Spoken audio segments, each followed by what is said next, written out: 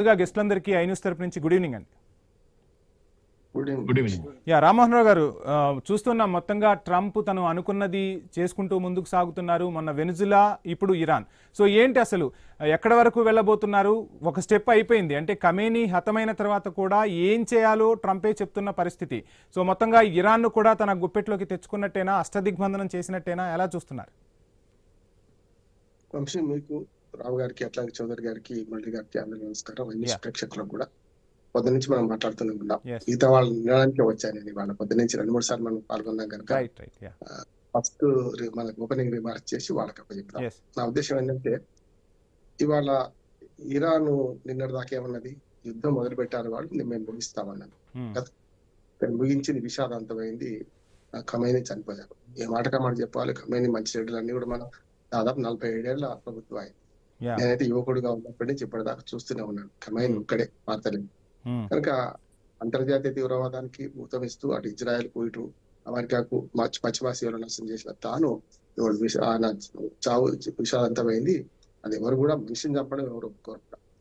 కానీ తీవ్రవాదాన్ని ప్రోత్సహించినందుకు ఇప్పుడు పాములు పట్టేపాడు పాములు ఖర్చు ఎట్లా చచ్చిపోతారో, తీవ్రవాదాన్ని ప్రోత్సహించేవాడు తీవ్రవాదానికి చనిపోయాడు. ఒక రకంగా చెప్పాలంటే అంతర్జాతీయ పోలీసుగా వ్యవహరిస్తున్న అమెరికా చంపేసింది. అయితే యుద్ధం ముగియలే కానీ ఆయన కథ ముగిసింది చూస్తున్నాం. కానీ అన్నిటికన్నా ముఖ్యంగా నాకు పొద్దు నుంచి ఆవేదన కలిగించే విషయం ఏంటంటే, ఇరాన్ లో పౌర స్థావరాల మీద ఎందుకు దాడి చేస్తున్నారు?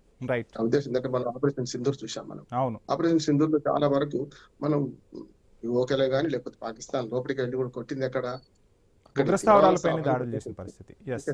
వాళ్ళు పౌర విమానాలు పైకి పంపితే కూడా మనం దాన్ని ముట్టుకోలేదు. చూసాం కదా, మన పౌరులు చెప్పిన బదనాన్ని చేద్దామని వాడను రకంగా షెల్స్ గా వాడుకున్నారు పౌర విమానాలు మన దేశం లేదు. ఇప్పుడు అట్లా కాదు కదా, ఇక్కడ 86 మంది పిల్లలు చనిపోయారు.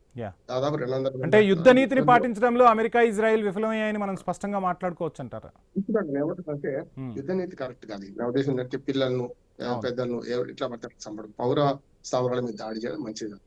ఖమేనీ స్థావరం మీద దాడి చేసింది అది వేరు. అది యుద్ధంలో ఇప్పుడు కూడా ఏమంటే 700, 500, 200 కాదు, యుద్ధంలో అసత్యాలు అంతసత్యాలు ప్రచారం ఉంది. అసలు సత్యాలు బయటకు రావు. ఎవరు చెప్పరు, ఇటు చెప్పరు అటు చెప్పరు.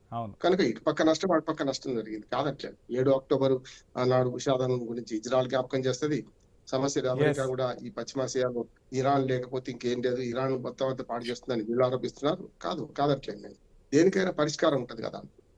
నిన్నే మనం మాట్లాడుకున్నాం. ఒక రకంగా చెప్పాలంటే, ఇప్పుడు ఏదైతే అణు ఒప్పందాన్ని ఉల్లంఘించింది ఎవరు, బయటకు పోయింది ఎవరు? అమెరికా కదా మొట్టమొదటి పోయి. ఇప్పుడు మళ్ళీ చంద్రమ్మ నేను మాట్లాడితే నేను వస్తాను, మళ్ళీ నేను వచ్చినప్పుడు లెక్క అంటే రెడ్డి వచ్చే మొదలాడనండి. అంటే ఇప్పుడు అమెరికా తీరు we make the rules we break the rules అన్నట్టుంది. మరి ఆ పరిస్థితిని ఎలా చూడాలంటే, రెండు రెండే తప్పేం లేదు కదా, 2-2 అంటారు. అందుకని మన భారతదేశం చాలా సమయం పాటిస్తుంది. ఇరాన్ తోని సొంతమాలు చేస్తుంది. ఇటు పక్కన ఇజ్రాయెల్ తో. ఇరాన్ కి అయితే మన వ్యతిరేకంగా అమెరికా పెట్టిన తీర్మానం మీద ఐక్యరాజ్య సమితిలో మన వ్యతిరేకంగా అమెరికా తీర్మానం వ్యతిరేకంగా ఓటేసి వచ్చాం. సమస్య లేదు. మనం మంచి పాత్ర వహిస్తున్నాం. మోడీ గారు ఇప్పటికి కూడా సమయం పాటిస్తున్నారు. మిగతా ప్రపంచ దేశాల కంటే మనం సరిగ్గా ఉన్నాం. ఈ యుద్ధంలో మనుషులు, సామాన్య పౌరులు చనిపోవద్దని మనం కోరుతాం. రామ్మోహన్ రావు గారు మాట్లాడదాం. ఒకసారి బ్రేక్ తీసుకుందాం. Stay tune.